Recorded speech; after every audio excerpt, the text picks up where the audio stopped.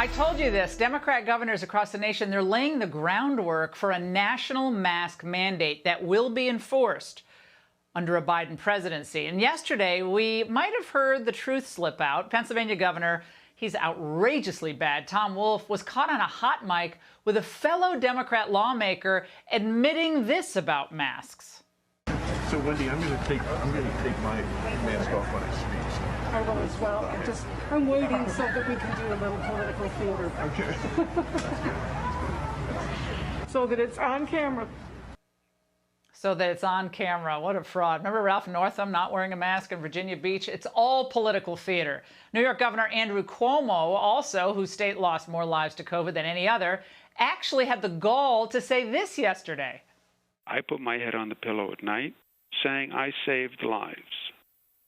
That's how I sleep at night. And I know we have. What a stand-up guy. The thousands of New Yorkers who lost loved ones in nursing homes, I think they have a little different opinion, don't you think? Joining me now is Dr. Ramin Osqui, cardiologist extraordinaire and CEO of Foxhall Cardiology. Dr. Osqui, I want to start with Governor Wolf.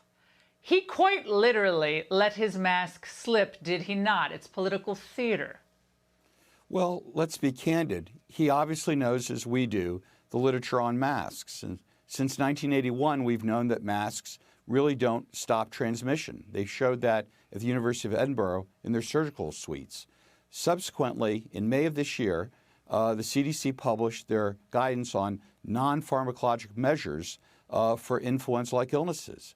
They quote 14 randomized controlled studies, all of which show that masks do nothing to limit that transmission. They sound like they know the literature as well as you and I do. And they're rather snarky about it, unfortunately. And of course, Joe Biden last night threw that out there saying, oh, well, we could save 100,000 lives if everyone just masked up and socially distanced between now and forever. But last night, Dr. Osqui, Biden also blamed Trump for all of the country's COVID deaths. Watch. The 200,000 people that have died on his watch, 200,000 dead. As you said, over 7 million infected in the United States. He waited and waited and waited. He still doesn't have a plan. Well, I laid out back in March exactly what we should be doing. And I laid out again in July what we should be doing. He laid it all out. And what's the difference between 200 million and 20,000, Dr. Osqui, after all? You know, the experts told us in March and April that we'd have 2 million deaths. COVID was a war. Imagine you're a general and you tell the president, we're going to have 2 million soldiers who are going to die. But in fact, after the war is over, it's only 250,000. That general's getting a ticker tape parade. President Trump was told 2.2 million Americans were going to die, even if he did the lockdown. And where we're standing now, it's going to be 1/10 of that. I don't understand where Vice President Biden gets his figures, but to me, that looks like a huge victory for the president and, more importantly, for this country. Yeah, it's a horrible tragedy, but one that had to be dealt with, and he dealt with it with all the information he had and preserving our freedom, which is the most important thing in the end. And last week, Dr. Osqui, Senator Rand Paul, he argued, as many others have, that the virus has slowed in parts of the country because of T-cell immunity. But here's how Dr. Fauci responded. New York, it's about 22%. If you believe 22% is herd immunity, I believe you're alone in that.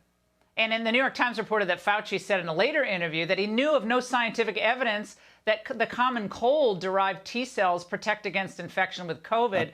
Dr. Osqui, that's T-cell immunity. Apparently, he doesn't read any of the medical literature that you and I and the medicine cabinet have been talking about on air for months now. Can you explain any of this? What does this mean? Why is he saying this? I think there are two facets. First of all, there is significant literature that shows that there's T-cell immunity, not just to COVID, but cross-immunity with other common coronaviruses. In fact, very importantly, Johnson & Johnson's vaccine, if you read their preprint, they very specifically test for T-cell immunity. And that's one of the reasons why it's probably one of the leading vaccines. But I think Dr. Fauci has a lot more to answer for.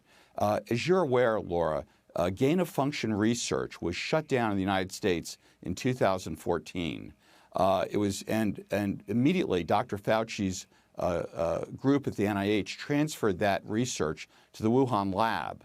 Interestingly, weeks before President Trump was sworn into office, that moratorium on research that was considered too dangerous to do in the United States was lifted, and that research was brought back to the United States. There's a very good blog, scientific blog called Heraclitus on COVID-19.com that has a very nice review of this. All right, we'll and tweet with a that out. timeline. Dr. Oskwe, sorry to cut you off, but Sorry, no fascinating problem. on T cells and all the rest.